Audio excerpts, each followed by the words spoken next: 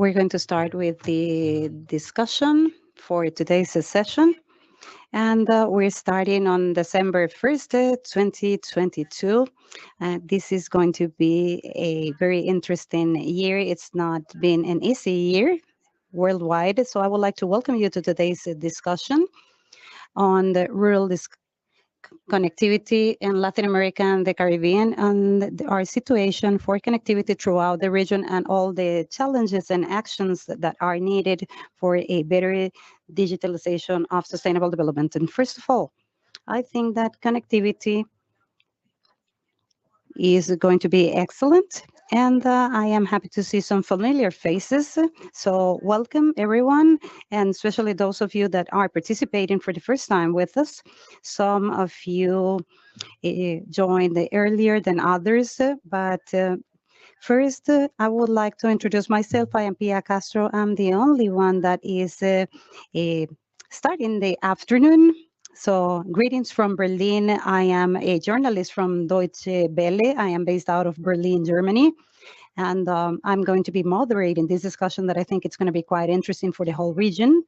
And as I already said, this has not been an easy year for anyone. We came out of this pandemic, and it has affected not only Europe but the whole world and Latin America. And now we are amidst a war that has affected the whole world with serious economic and social consequences in Europe that had also had a strong impact on Latin America and the Caribbean and the whole region.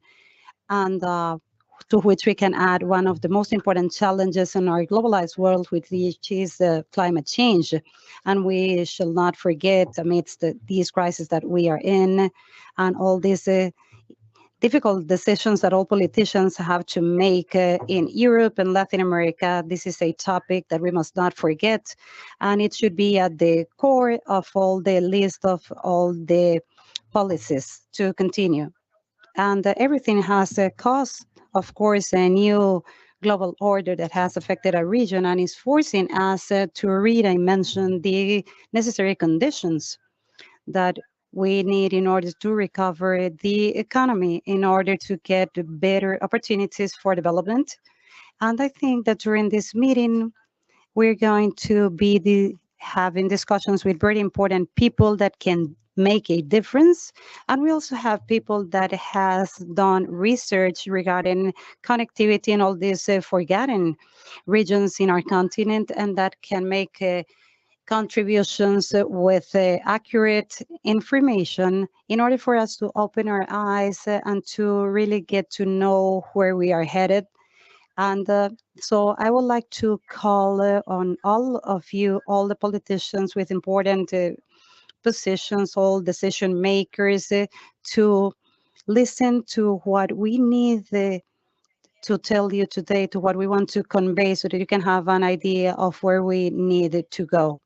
So the main goals of this event that I would like to quickly emphasize, first of all, is to visualize the importance of rural connectivity as the most important element for the transformation of agri-food systems and real life. And that is something that we need to be clear on. We need to visualize in the hour and a half that we have regarding the problems and challenges, what we need to do. And the second point, as I already mentioned, and I will be repeating this until we get tired of it, we need to gather a vision and proposals for action on behalf of the ministers that we have with us, and all the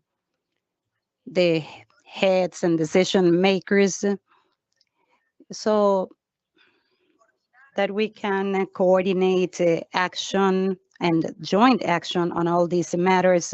And third, and also important, we need to present the results of recent studies regarding rural connectivity in Latin America and the Caribbean, prepared by AICA in cooperation with other institutions that are also important for our continent.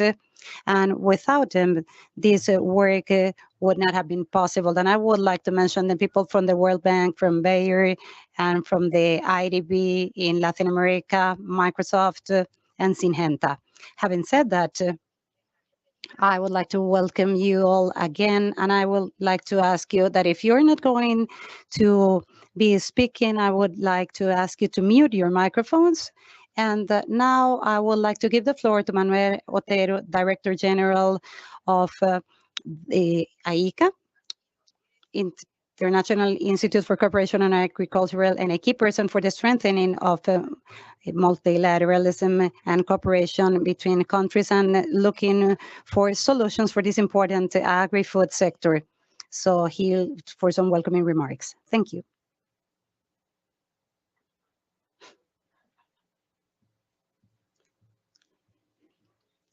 I am Manuel Otero, Director General of AICA.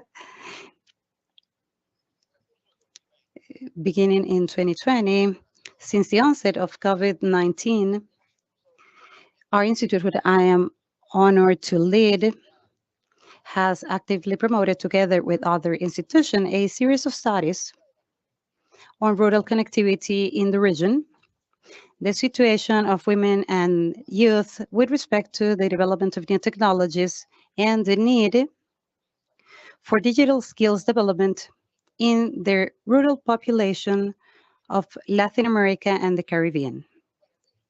In addition to these research studies, which provided valuable and unprecedented statistics on the status of rural connectivity and the capacity of rural dwellers to capitalize on the opportunities afforded by new technologies, we promoted in every forum in which we participated the need to strengthen national policies that foster digital inclusion and empowerment. Let us recall that under AICA's leadership, the countries of the Americas engaged in coordinated work to develop a joint position to present the summit held in September 2021.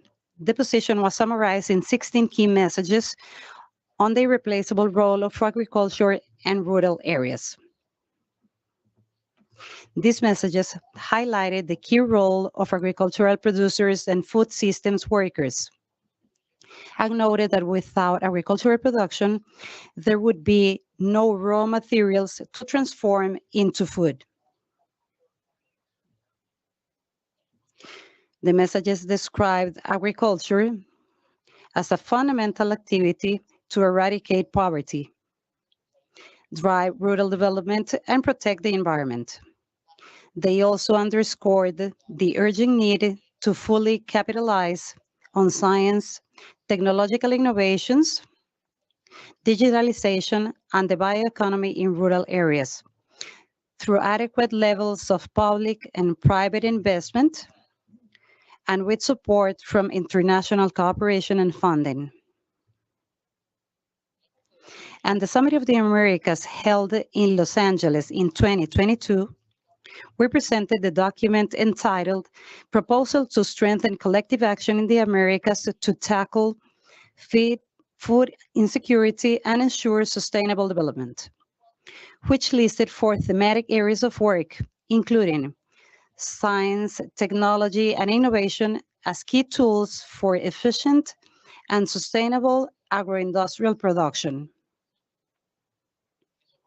On that occasion, AICA coordinated collective action among the countries of the hemisphere, encouraging them to take advantage of the opportunities afforded by current science, technology, and innovation scenarios to bridge productivity gaps and ensure that new production strategies meet the need for greater sustainability while addressing shorter-term challenges that may emerge. As digitalization gains momentum, rural areas face the growing challenge of incorporating these technologies, which can facilitate the growth and development of a knowledge-intensive, sustainable, and inclusive agriculture sector with a human face, while also increasing well-being in rural areas and promoting them as areas that drive prosperity and human development. However, the digitalization process advances at varying speeds in rural areas and requires support in the form of investment, infrastructure creation, regulatory frameworks, affordable prices, and training for individuals that are not keeping pace with technological evolution and the nature of current changes.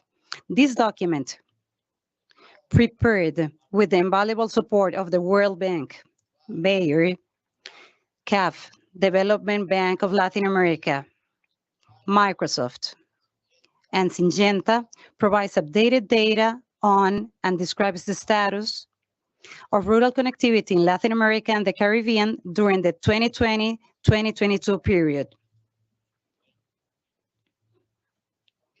It also contains an extensive compilation of the region's experiences over the past 2 years with respect to rural connectivity and digital technology use, including public policies, public-private partnerships, and international cooperation.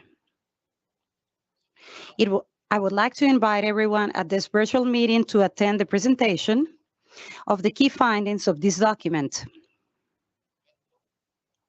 but also to begin to consider the development of a consensus of a political agreement to serve as the basis for undertaking immediate and necessary actions with respect to public policies that can prioritize rural connectivity as a key agenda item requiring concrete, decisive action in the region. At the most recent G20 summit in Bali, the leaders in attendance recognized the importance of digital transformation to achieve the Sustainable Development Goals. They noted that digital technology will play a key role in economic recovery, that it involves innovation, collaboration, and inclusion, and that it allows for developing resilient and sustainable food systems and agriculture, generating jobs, fostering trade, industrialization and investment, as well as increasing productivity and unleashing the potential of the future economy. That is why we are certain that the road ahead involves international collaboration to continue developing digital literacy in order to capitalize on the positive effects of digital transformation, especially for women, girls, and vulnerable populations. Especially for women, girls, and vulnerable populations. As a study led by Sandra Ziegler and Joaquin Arias shows, at present, approximately 72 million rural dwellers in 26 Latin American and Caribbean countries do not have access to connectivity services with the minimum quality standards. Compared to the data we produced 2 years ago, this shows a 12% improvement in significant rural connectivity, that is, with the minimum quality standards. Despite this improvement, however, it is still concerning that 72 million people in Latin America and the Caribbean lack access to significant connectivity. As for the urban-rural connectivity gap, the situation has worsened, rising 2 percentage points compared to the figures presented back in 2020. The data demonstrate that we are facing a persistent rural gap, which calls for decisive actions and innovative solutions. Given that countries are mobilizing resources and developing plans that have proven insufficient in addressing a persistent, ever-changing issue whose resolution we must no longer put off. Overcoming these obstacles is one of the most pressing current challenges if we are to drive sustainable development in rural areas so that they may provide opportunities for youth and develop an agriculture sector of a higher quality that cares for natural resources and plays a key role in guaranteeing global food, nutritional, and environmental security. Thank you all.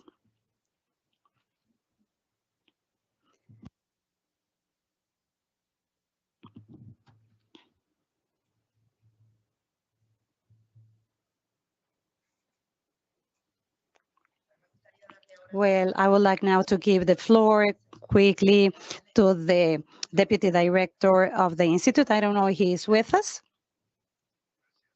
Thank you, Pia, and good morning. And greetings to all the ministers and colleagues and partners from the private sector and all the countries, Barbados, Honduras, Colombia, Uruguay.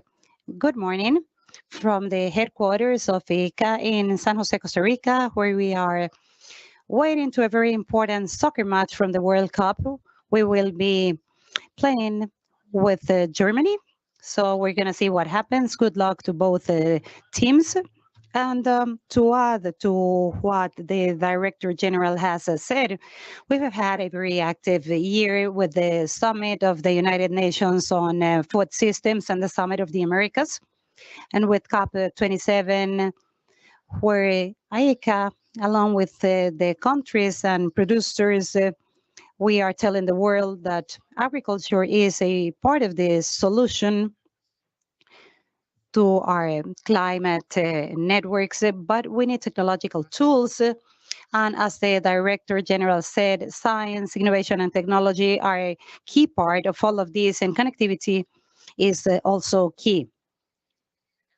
And as part of this report that we will be presenting today, this is a very important report and a very important tool for everyone to understand the challenges that we need to face in order to make progress and to define the public policies that are going to help our producers so that they can have access to the tools that they need. And now I give back the floor to you, Pia, and to go to the report.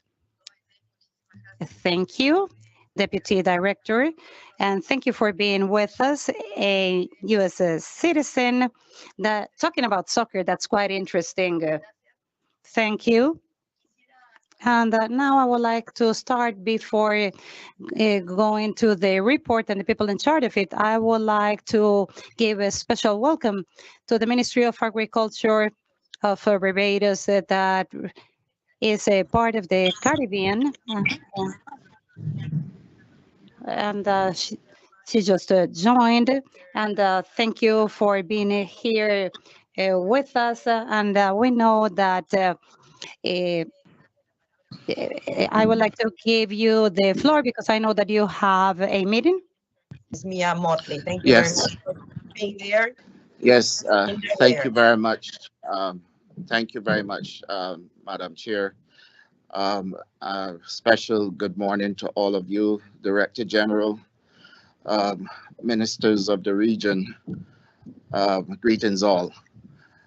It is my pleasure really to join you this morning to give my full support to this project, which would allow for us to see our rural districts being able to communicate and providing the infrastructure necessary for us to be able to build capacity and improve our agri-food systems. The one lesson that we all would have learned is that when COVID-19 caught us off guard, we all had to make adjustments in our lives in order that we may continue to provide food for people across the globe. And the one takeaway that we can all take from it is that in as much as people had to remain at home and found new ways of communicating, people within the agriculture sector had to still get out there and make sure that food is provided. The greatest challenge we face is that with COVID-19, in as much as people had to stay away from each other and develop what was considered to be social distancing, in agriculture, people still had to find means to get out and provide food, look at new systems, look at new technology in order that we may be able to keep track and keep pace with what is taking place. And globally, we needed to make sure that we didn't have shortages. How do we pull all these things together to make sure people in rural districts can participate at levels that all of us are communicating at is extremely critical.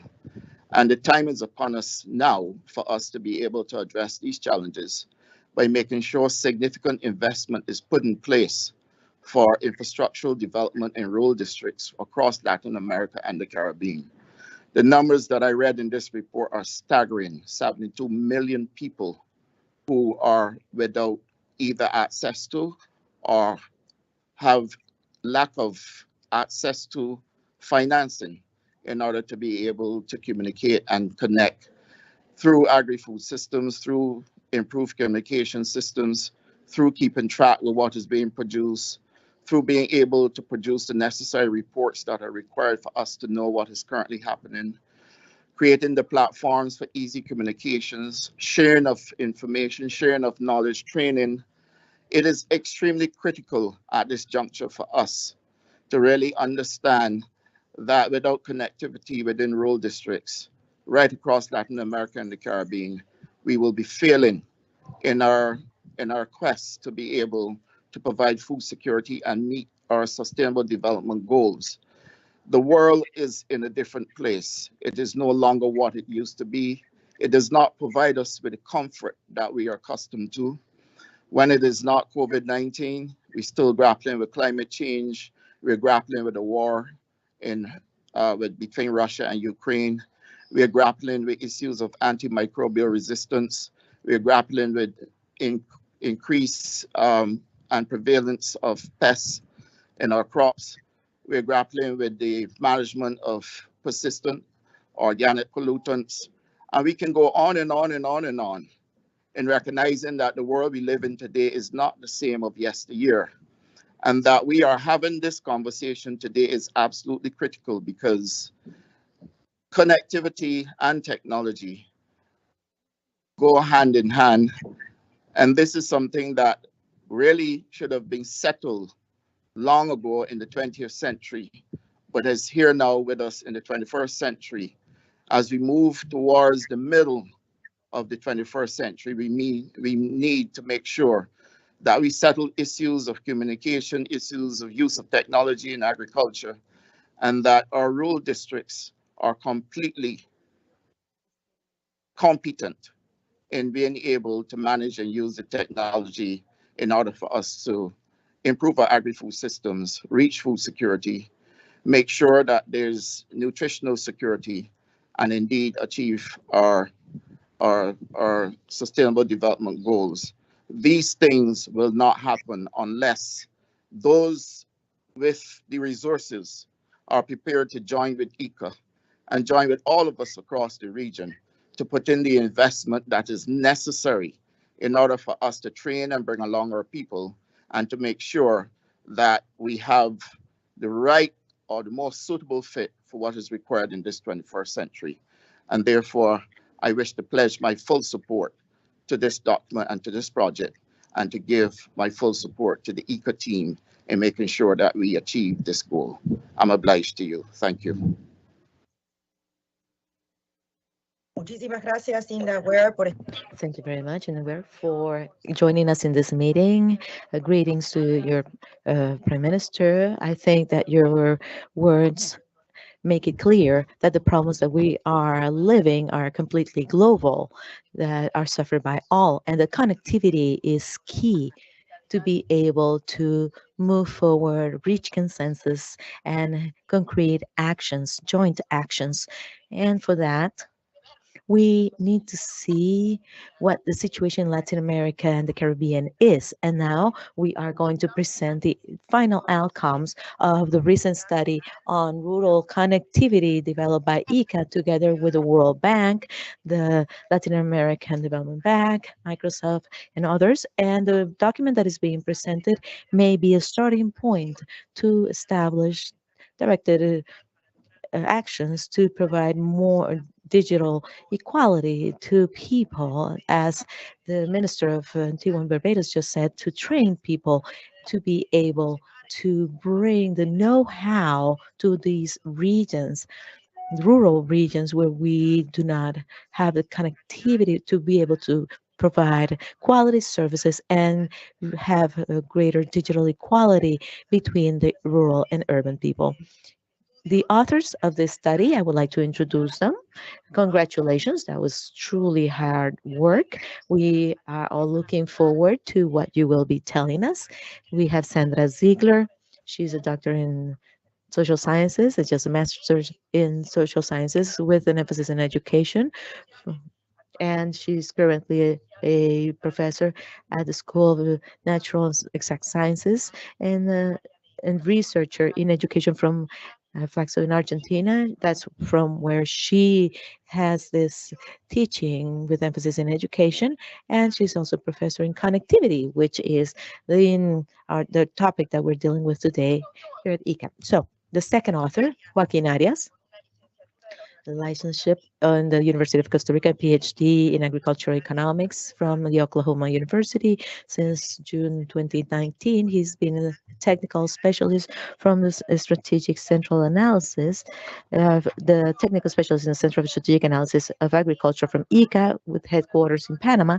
And he has also worked as a trade and politics analyst. So without further ado, we are all eager to listen to what you will be telling us. Thank you very much for your work in this study. Well, thank you very much, Pia. Good morning, good afternoon to those who have joined us today.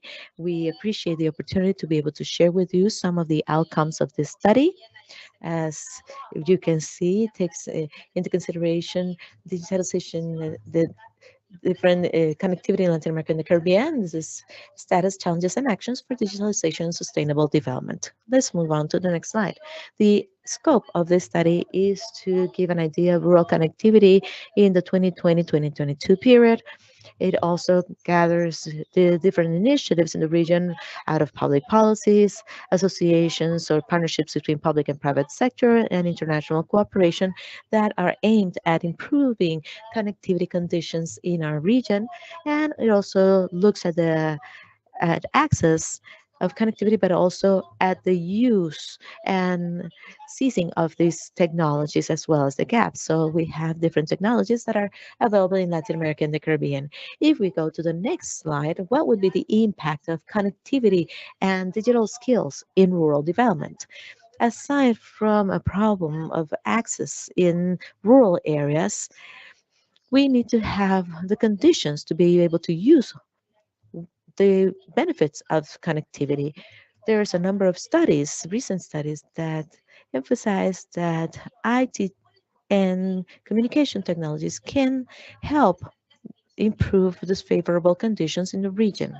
The use of digital technologies allows to bring huge benefits in productivity. For example, farmers can receive information on climate, inputs, the use of new production techniques, and the new ITCs can allow for the lowering transaction costs and asymmetries in the agricultural markets and also of products and inputs.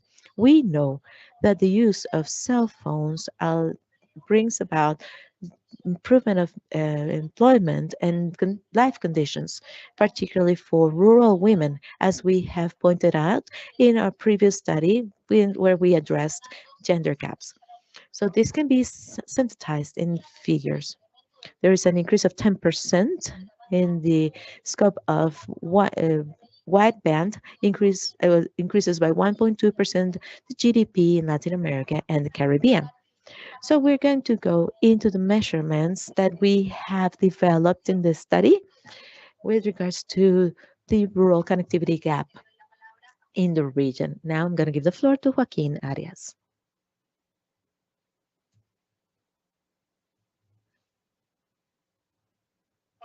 Joaquin?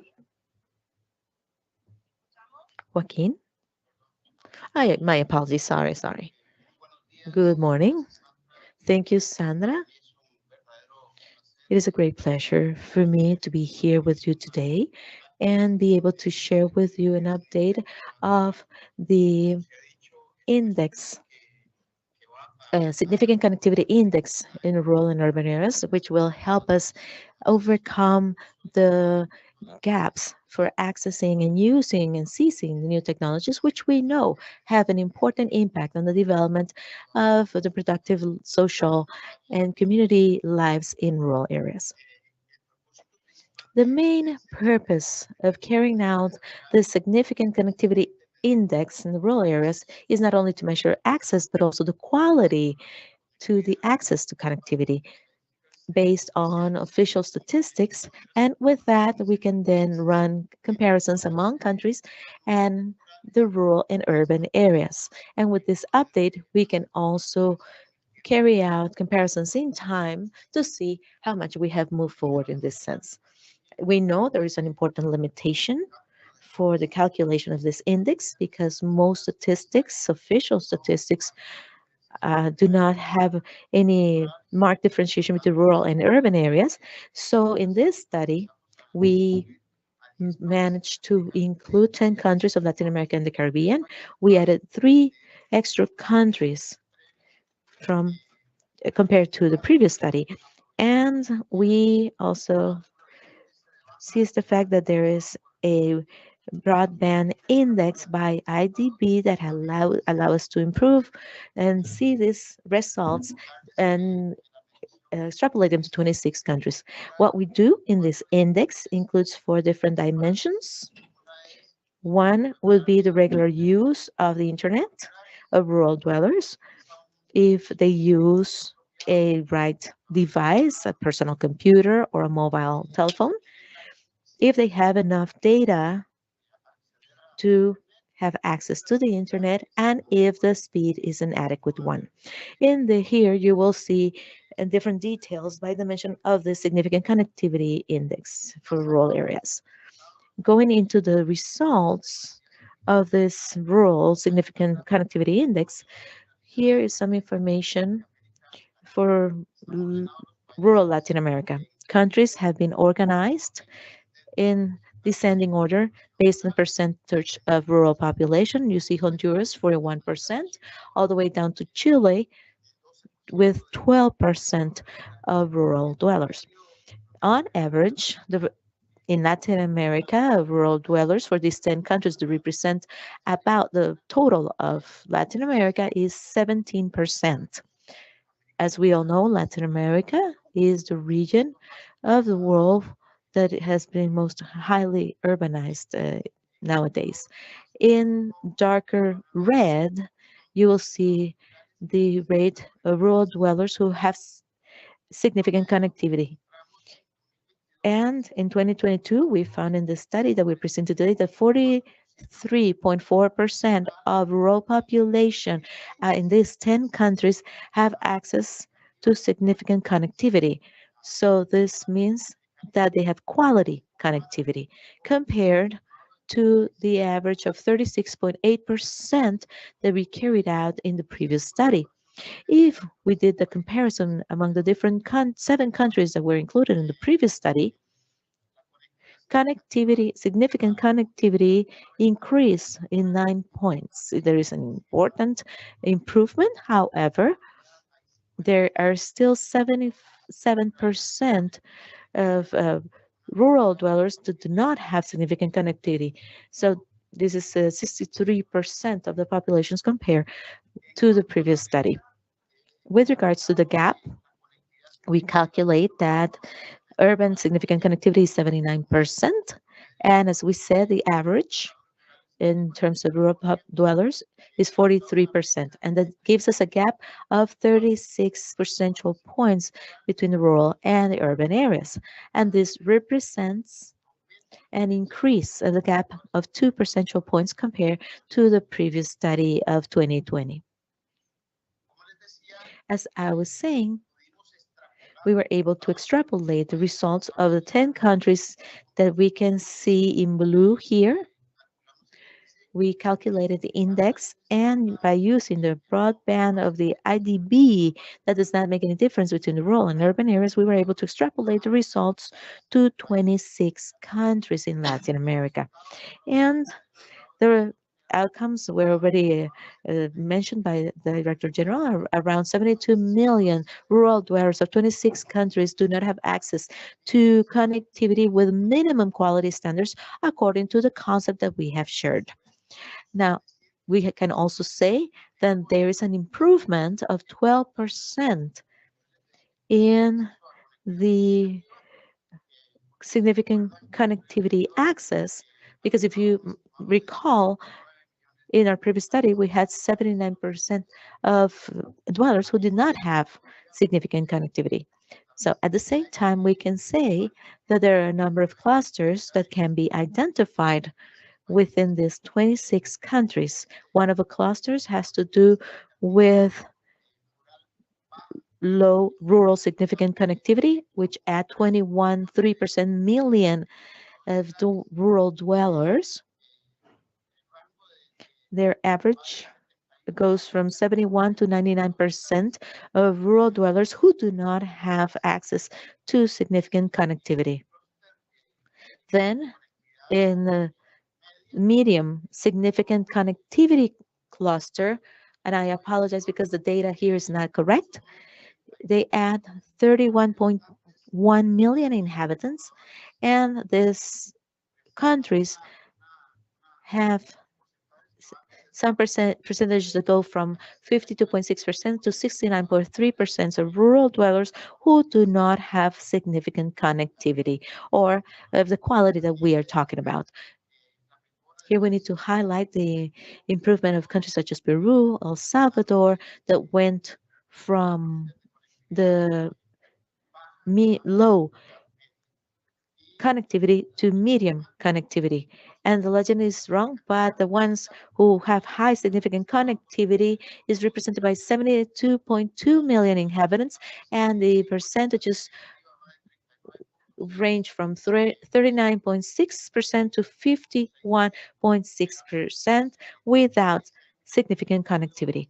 So you will see more details in the document, and particularly on how each of the different dimensions may affect the quality of significant connectivity. Thank you very much, and I'm going to give the floor back to Sandra.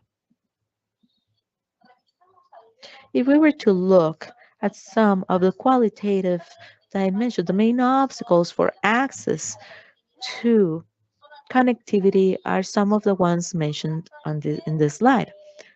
On the one hand, we have the use of universal access funds. In this case, we have a need to renew the regulatory frameworks, update the technologies that are available, and try to foster investments in rural areas. Sometimes there are problems in facilities and infrastructure, and there's a high cost for investment and less cost for effectiveness of for operating companies. There is also a very little stimulus for investments in these areas. And in some countries, some areas, it may be not easy to access because they're far away lands and they have some major difficulties in moving forward in terms of connectivity.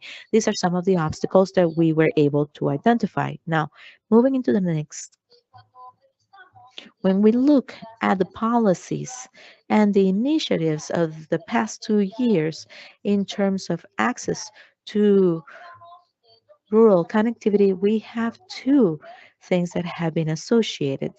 On the one hand, there are some major efforts that have taken place in terms of connectivity. There's some leeway in terms of the spectrum in far away lands like in Barbados and Uruguay that are connecting remote areas. But there are some countries that were able to develop some digital agendas, that is broadband national plans to take care of our rural areas like Honduras and Chile. And we identified 20 countries out of 33 that have national plans that are oriented in this sense.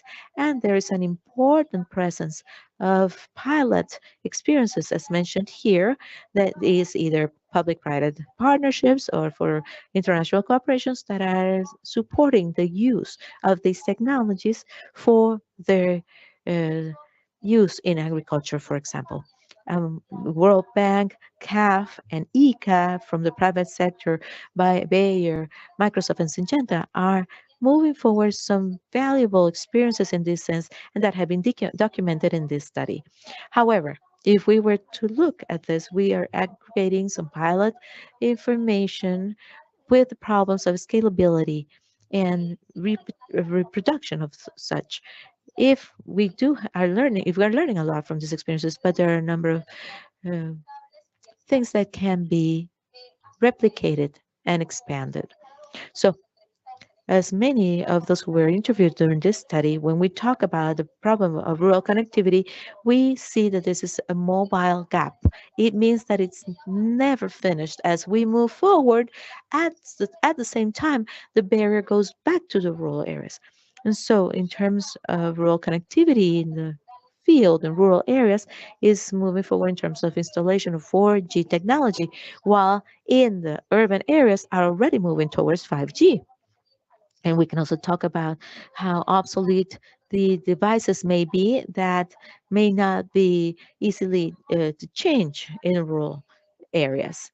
So the gap is a dynamic one, is a mobile one, and thus we need to look at the different problems for governance and to be able to escalate the solutions to have greater reach or scope.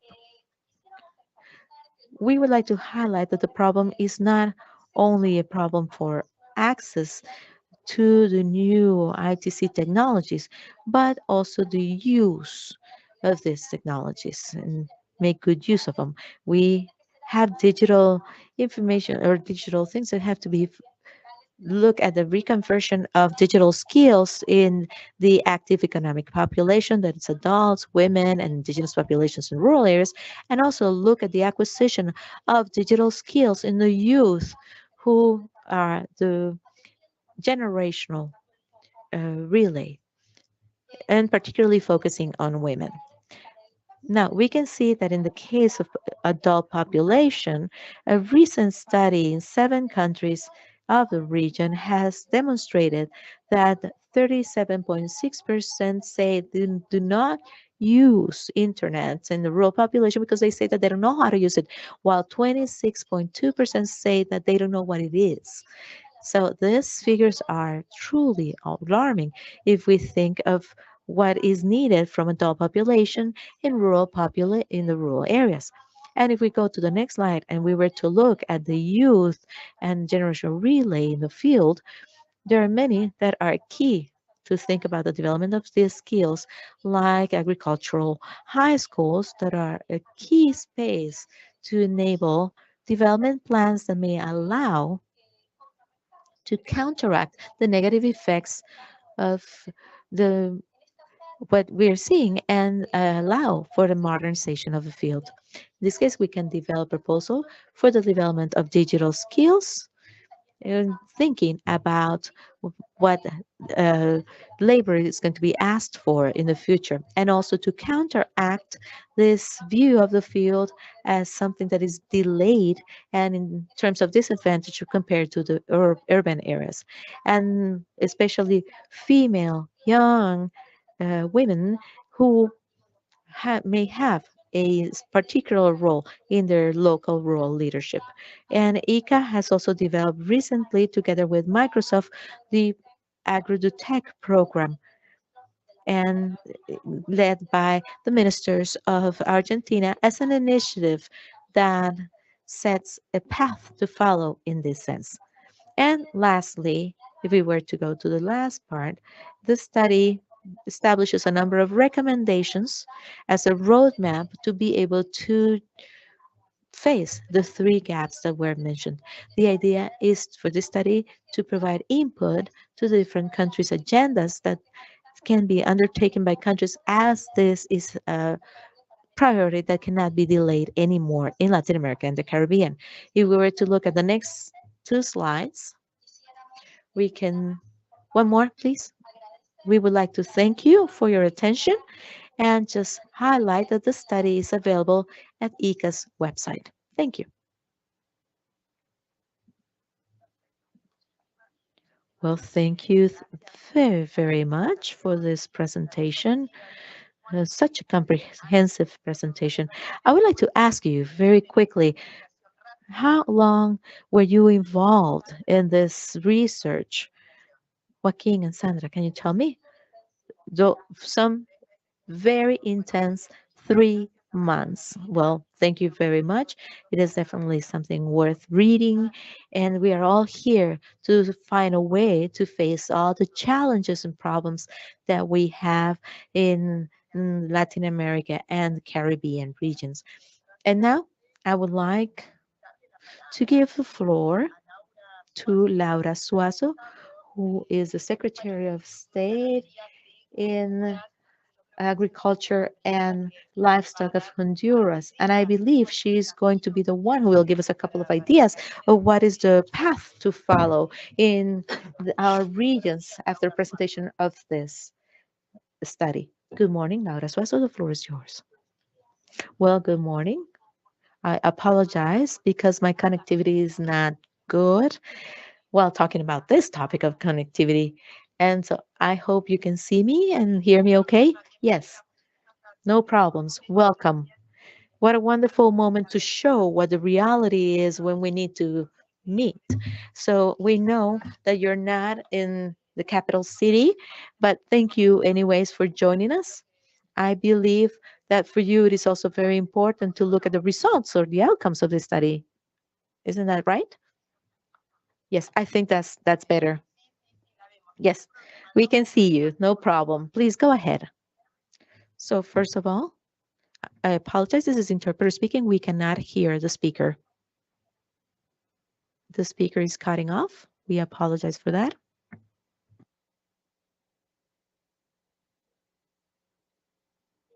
I think we apologize, but we cannot hear the speaker.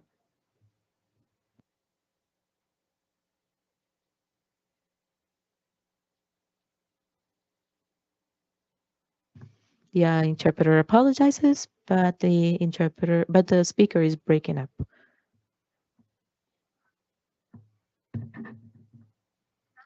We're dealing with poverty, and some of the countries represented here can experience poverty in a different way and degree. Poverty is present and affecting the development of the agricultural systems. This limits us from taking that technological leap that may change our lives.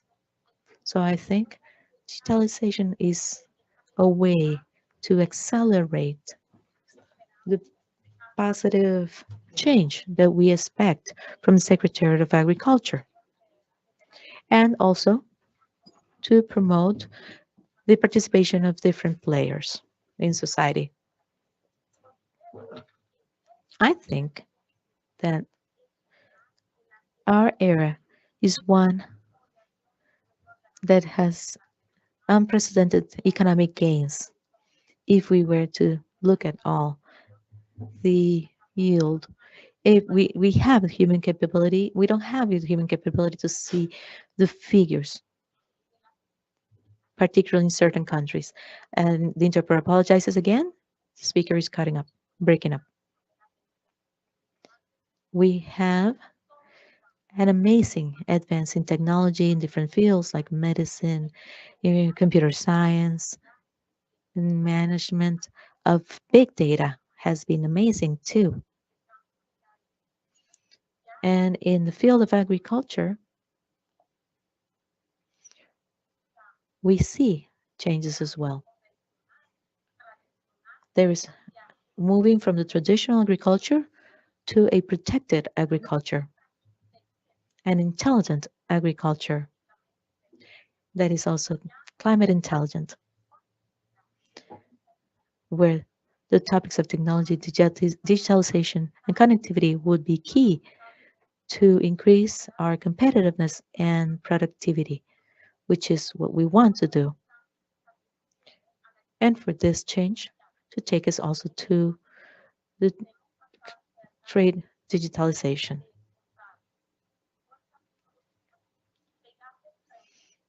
So the idea is to use technology, and as it was mentioned by Sandra and Joaquin, to deal with the gaps to access to information. Even though Honduras is one of the poorest countries in Latin America, we hope one day we can change that situation. Just imagine that we have 88% of the population with mobile phones, and out of this mobile phones, 69 out of every 100 use smartphones, but only a few of them have access to internet. And in case of computers, it's even less.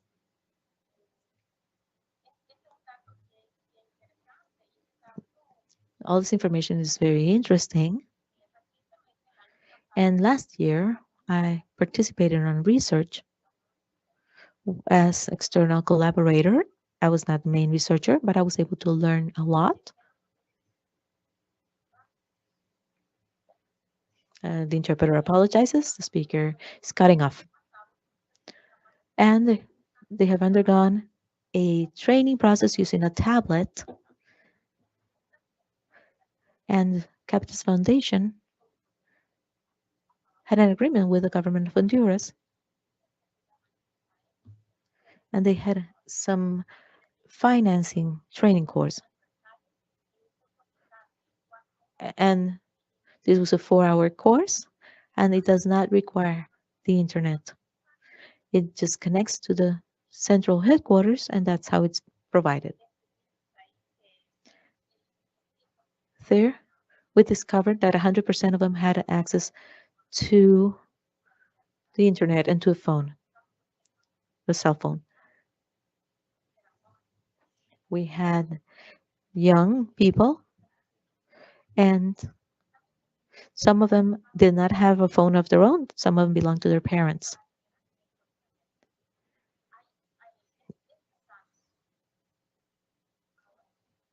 Again, the interpreter apologizes, but the speaker is cutting off.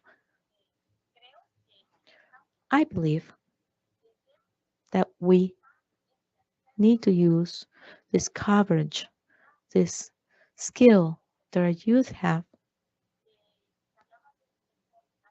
A moment ago, we were talking about COVID,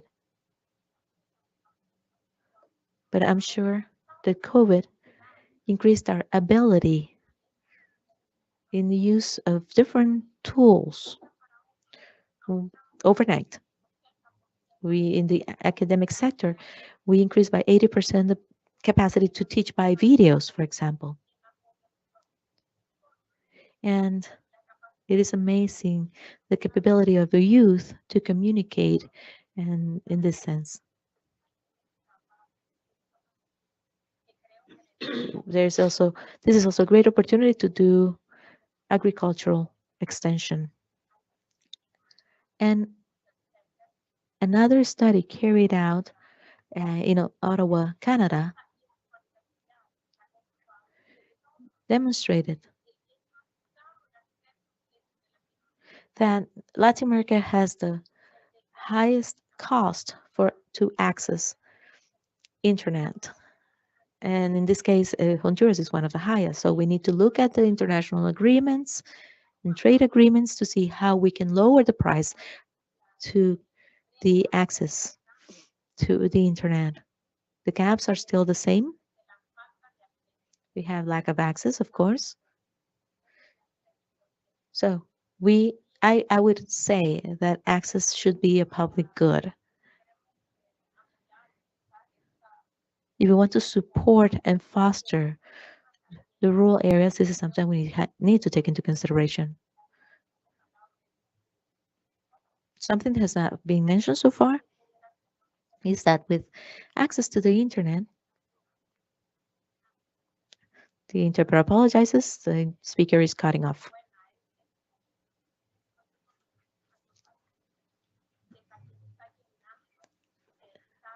There's lots of trash that is being communicated and is overtaking the education of the youth.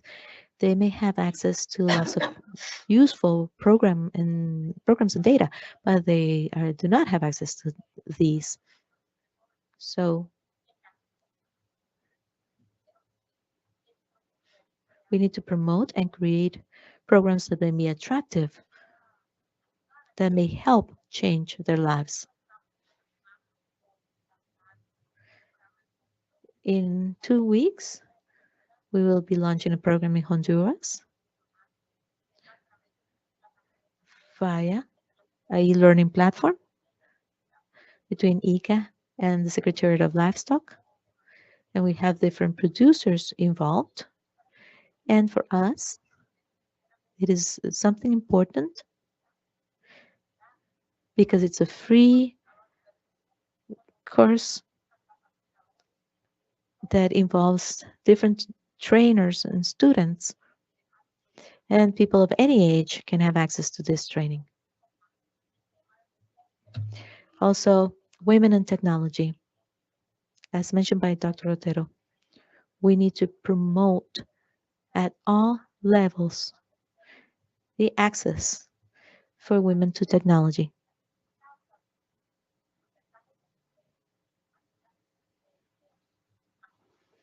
The access that women have to internet is really low. And we also think that oftentimes the elderly cannot learn about computer science and programs and such, but we need to carry out some education campaigns, but we also have to develop a program that may help us learn how to use these devices, like organize the different frequencies for connectivity.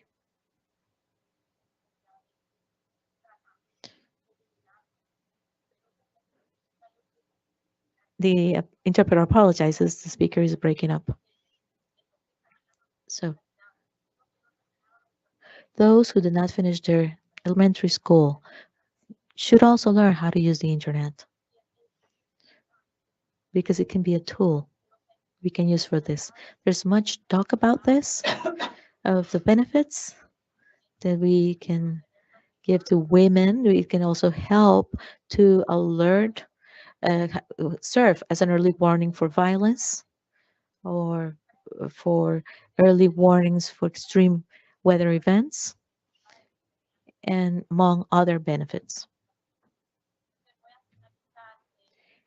I'm going to conclude and I need to log into another meeting, but I'm looking forward to different studies by ICA to study more in depth the use of digitalization in rural areas and support our policies, among others. Thank you. Muchísimas gracias, Laura, por esta exposición. Muchísimas gracias, Laura, por todo, por este esfuerzo, por la presentación, pero más que nada por el esfuerzo. Thank you for this effort and for all the efforts that you are making and for taking seriously this topic on connectivity and for highlighting the skills that we have developed after this pandemic, because sometimes we tend to forget, and I think that this is very important to emphasize because it has developed our all these skills and to become a more creative when it comes to connectivity and to be able to foster all of this so that we don't just stay there and so that we can think about we can help and promote and to keep on making progress when it comes to women as well, because we have discussed all these women related topics because it's basic when it comes to rural dwellers and the role that women play. And it's also interesting to discuss all these topics, maybe not only for this meeting, but also this trash information that we are receiving. And somehow I think that we should filter or re-educate our youth so that they can learn to be aware on how to handle this connectivity. So again, thank you and greetings to Honduras. And now we leave you so you can continue with your meetings. Thank you again. So to Honduras, we go to Uruguay, to the southern cone.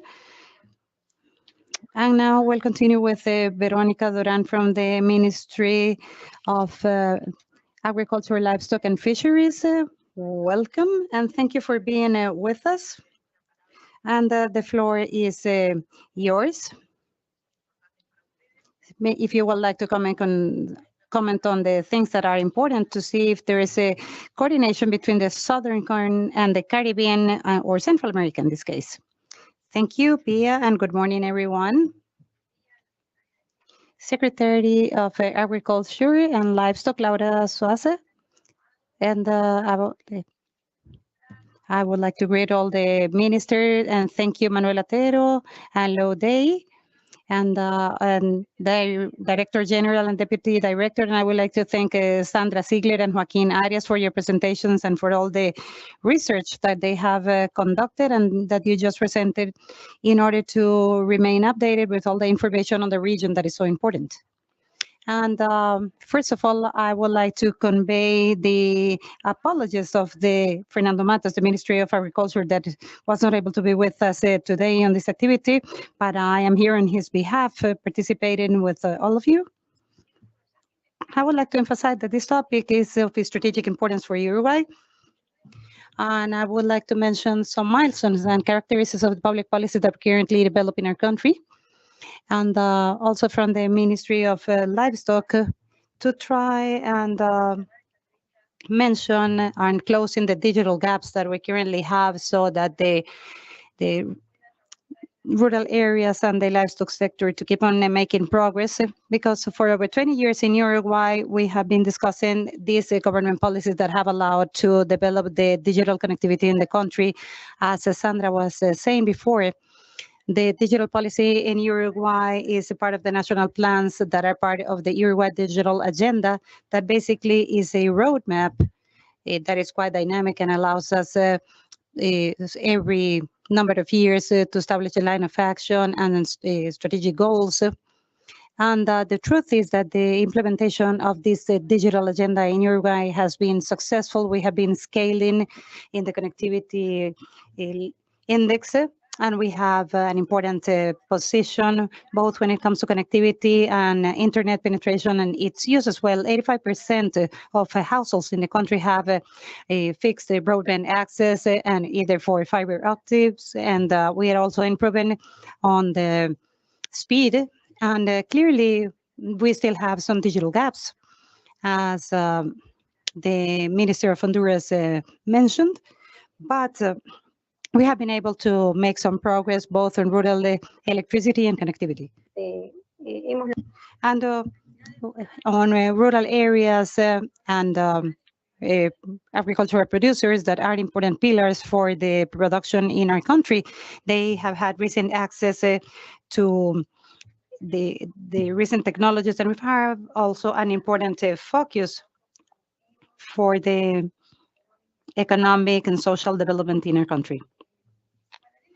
And in parallel, our country has the capacities for the development in different fields, but they have great potential for the application in the agriculture that has not been exploited enough. And we also have information capital for agri-business capacity, and we have important public databases on statistics, and that's a very important strength and a very important capital of so many years of information at a micro and a sectoral level that is not being used at its maximum potential. And we also think that the TICs that are based on agriculture and industrial chains can represent in themselves a new sector, a dynamic sector for this activity, and they even have exporting capacity because in itself we see in the production the technologies that are agricultural based, we see a potential for the future. And to promote this agenda on the agricultural aspect, back in 2018, we created a strategy, and we defined a group of institutional actors to define a group of goals. And currently, that work group is led by the Ministry of Fisheries and Agriculture, and we have two main commitments that are related to digital inclusion, as Sandra said, and also the Laura, regarding the importance of women and rural dwellers to have access to these digital skills that are needed, not only when it comes to connectivity, which is a basic requirement, but it is not enough because we also need for them to have the skills and the training required, and also the basic commitment for this working group when it comes to the strengthening of the communities. when they can offer solutions to the problems like an open data in order to leverage this capital that we have. And when we think about the future, our future mission includes digital transformation as an opportunity for agriculture for our country as a whole. And we also think that we have opportunities that are based on the national potential that will allow us to increase productivity on agriculture and also improve everything that was mentioned, like the ministry, like environmental sustainability and a better and more efficient use of agrochemicals.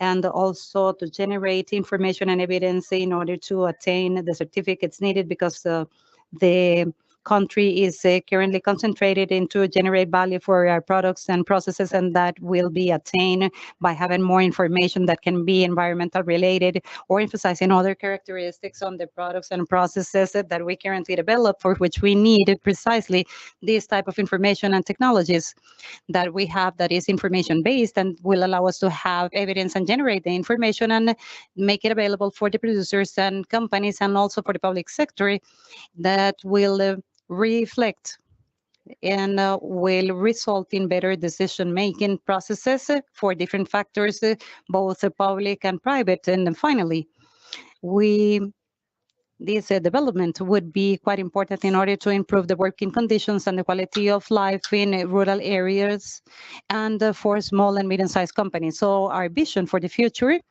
regarding this topic is key and strategic, and we need to work on all the prior presentations, and we need to work in a coordinated manner in the region, and we currently have some common problems that we need to find joint solutions, but we need to find this digital transformation and we need to see it as an opportunity for rural areas, and those are the reflections that we needed and wanted to share with you.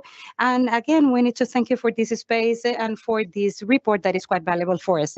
Thank you, Veronica Duran, for being with us and for introducing the minister and for taking your time. And it's great to hear that things are being done the right way, and this is the right way. So it's worth strengthening the ideas and public policies through this report to keep on developing the connectivity that you have attained so far in Uruguay.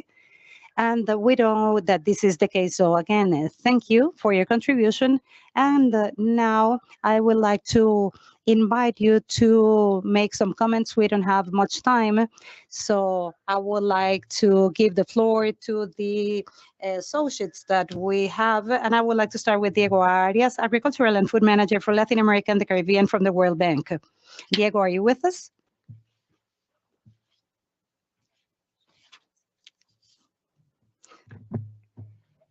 Very well. He has some connectivity problems.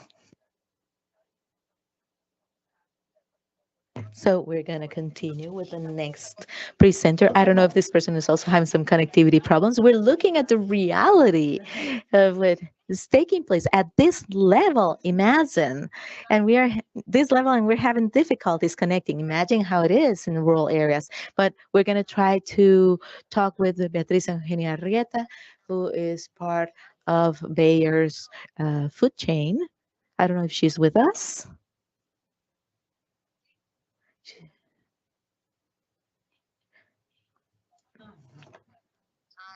Yes. Thank you very much for this idea. The interpreter apologizes again. There are connectivity issues. Yes, we're having some connectivity problems. My apologies for that. Let's see, Beatriz. Maybe. Let's give it a try. Hello. Can you hear us? Yes, of course. We are suffering the issue of rural connectivity. I was saying that I am truly grateful to ICA for taking up the initiative of working on this very important topic for the region in the Americas. And undoubtedly, I would like to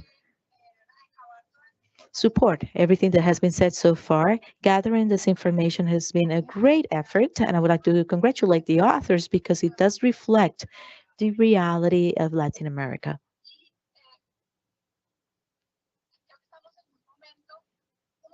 I believe this is a unique moment in time in history, and main call is to work together for private and public entities to work together. And I'm saying this because at Bayer, we have many digitalized tools for farmers that unfortunately cannot use because of connectivity issues. About 7 years ago,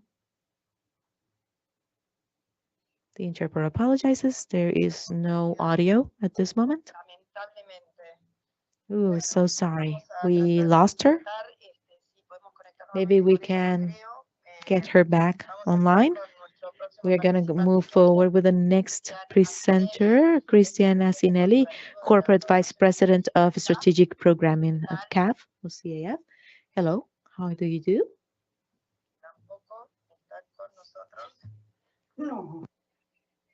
I'm back. I'm back. Hello. We were waiting to see what happened. You ended last time with the phrase 7 years ago, and that was the last thing we heard. Yes, 7 years ago, we placed online together with ICA a good agricultural practice or best agricultural practices for farmers so that farmers can get to know how to improve their productivity. This year, Bayer has developed an app for phones so that farmers can go into that app every day and see what it needs to do in its productive system to improve, to um, apply those best practices. And we will be providing a digital platform where they can verify those good or best agricultural practices. And as Veronica was saying, we can give the market some products that are much safer for the end consumer. All of this has been digitalized. What we need now is a part of connectivity. And that's why I want to highlight that one of the biggest opportunities we have nowadays is for us to work together, the private and the public sectors, to support these type of plans. And the speaker is breaking up again. Well, Beatriz, my apologies. Your connection is really poor. I think we have heard the most important part of your ideas. Maybe we can hear the rest in a different occasion, next occasion. And let's not give up. Let's not give up because oftentimes you just need much patience. So thank you, Mr. Herbert Levy, General Manager of Smart Agriculture and Bioeconomy for Latin America from Microsoft. Thank you very much. Well, thank you, Pia. Hopefully you can hear me now because I am in Puerto Rico in the metropolitan area. Ideally, there shouldn't be any connectivity issues.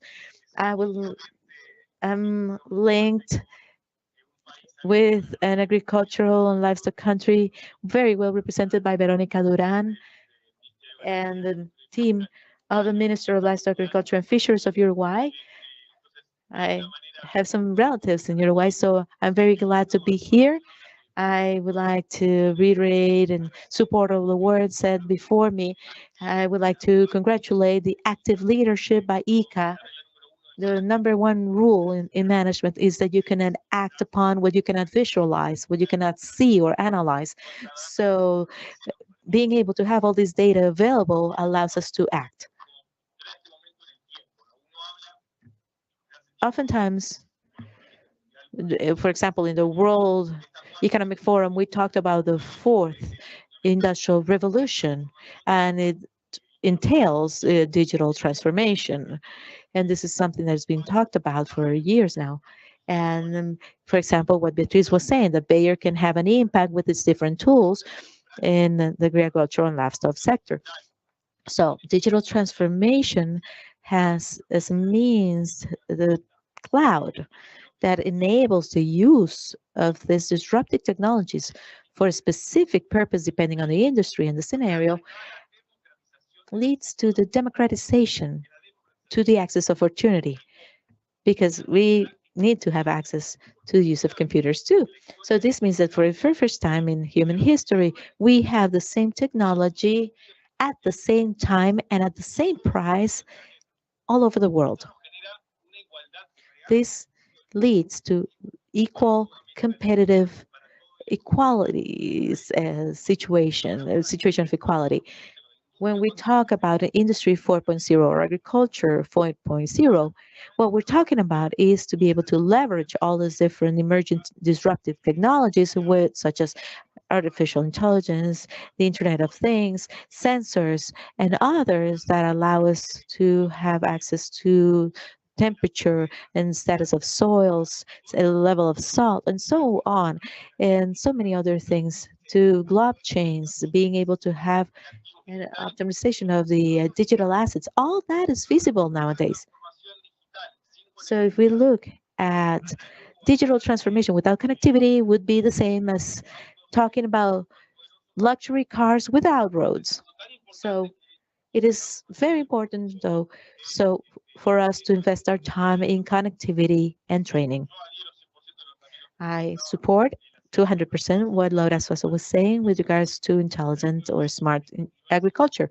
We see this in this universe of Agriculture 4.0, with everything that the native digital companies are doing and focusing on agriculture. And the Stand-up Genome analyzes the past 10 years of the behavior of the startups, and it says that uptakes has been greater than the average of the other startup companies. So that tells you about the importance of the sector and the importance of turning data into intelligent or smart data. This year, we created this vertical during this fiscal year to support the agricultural sector and bioeconomy of the region. We started with this global company with a great local commitment, and in this way, we started working on the leadership that we have in the agricultural and entrepreneurial sector. And that's why we decided to join efforts with the rest of the ecosystem. And everything that has been said so far has been very important. This is a joint effort. Synergies are critical at this point, and to be able to make a real difference, we need to join efforts. As a mission, we have to empower this ecosystem of the livestock and agricultural sector in the region to feed the world in a sustainable manner. That's our objective. That's what we think every time we wake up every day. And that's where our efforts are focused nowadays. We talk about connectivity with purpose. That is to bring connectivity and bring value to the different audiences and groups that we talked about to be able to carry out a transformation. We have philanthropic means of corporate social responsibility, like urban, to bring connectivity to the rural areas that may have some difficult landscape. And the idea is to bring connectivity even there. As Sandra and Joaquin said, and I would like to recognize, acknowledge their great work, and I urge them to continue working with Jorge and the ICAS team in this pathway. And it's amazing because in terms of scale, and what we want to do is to scale up this at massive levels and to create this digital transformation so that it reaches all. So with that, I would just like to conclude and give you another analogy of this world level event.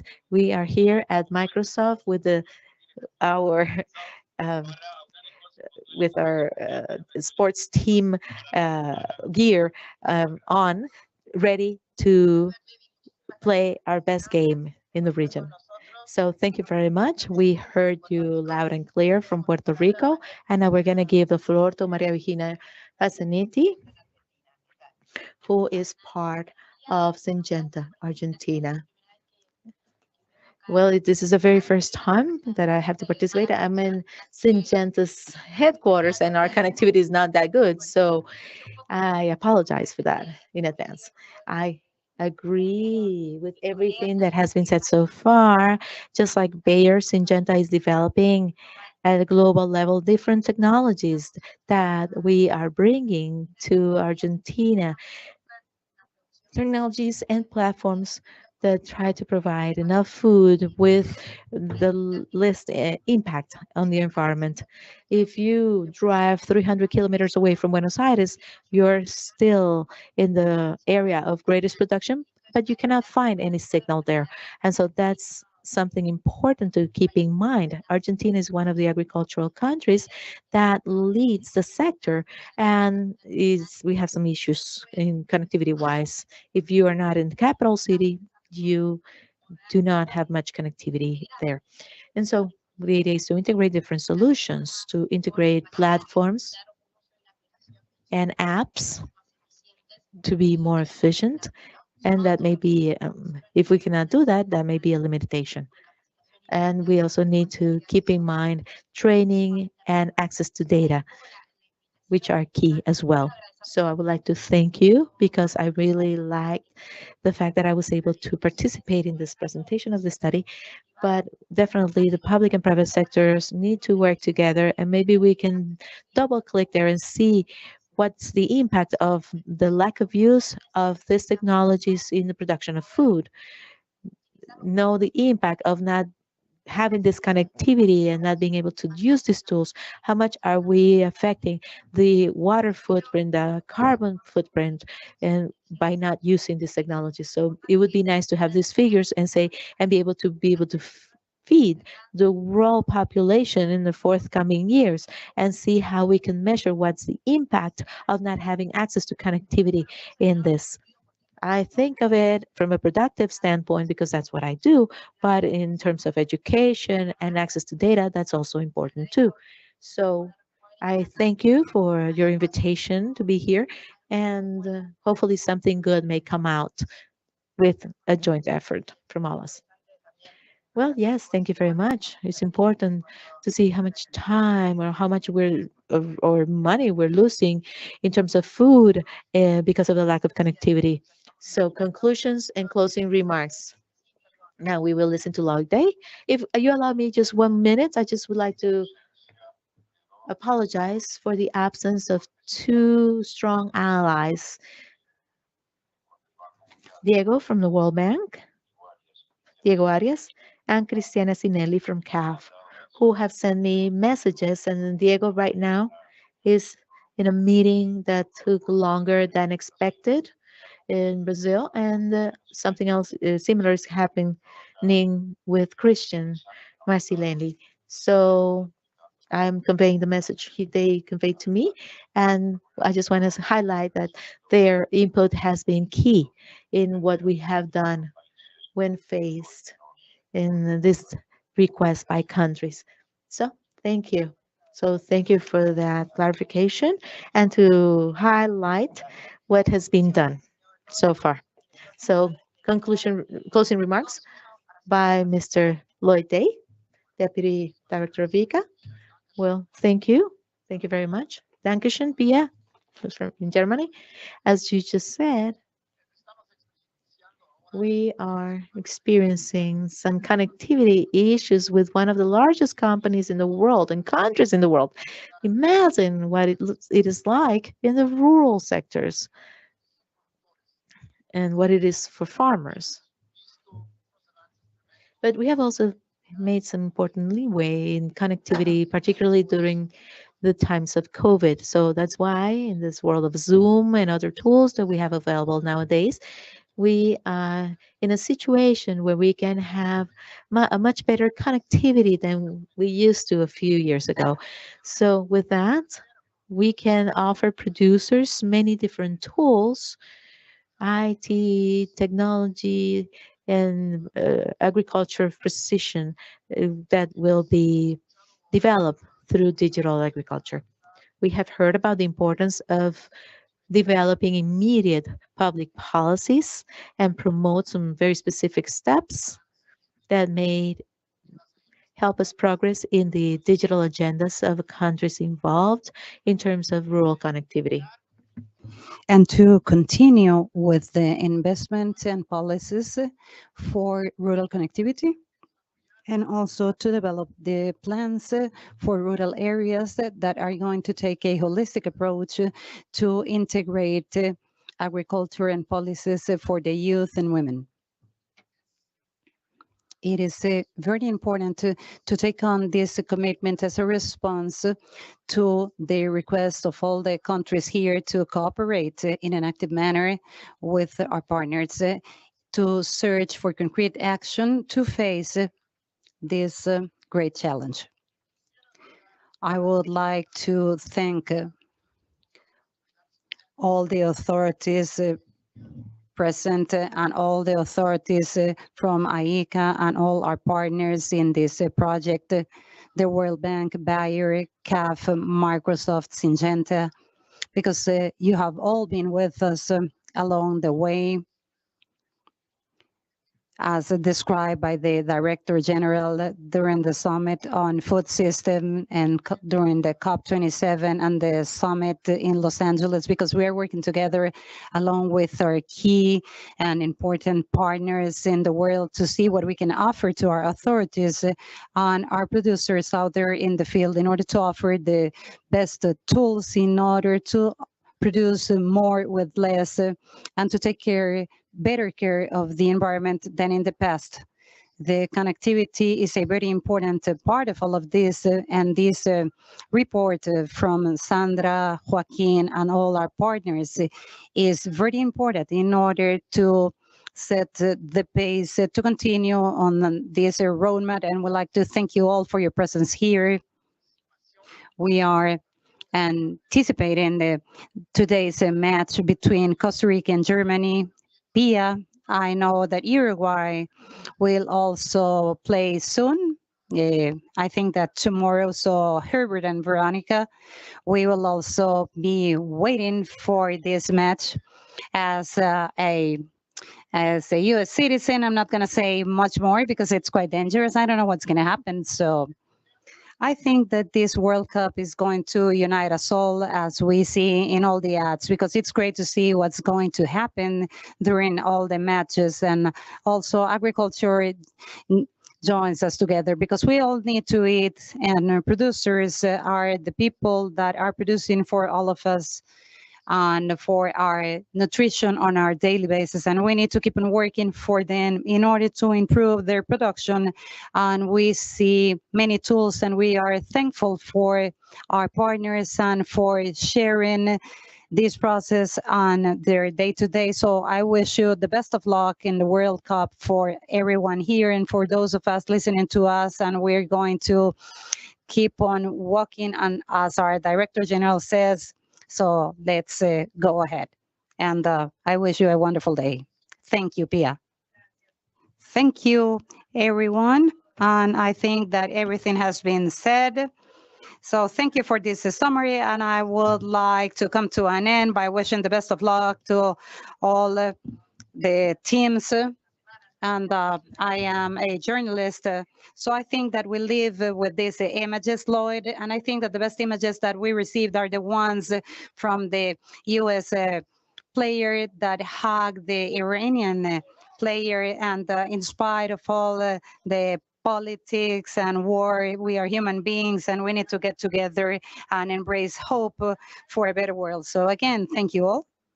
And until the next time. So thank you for this report, Sandra and Joaquin. Thank you again. Thank you, Pia. And see you soon. Thank you, everyone.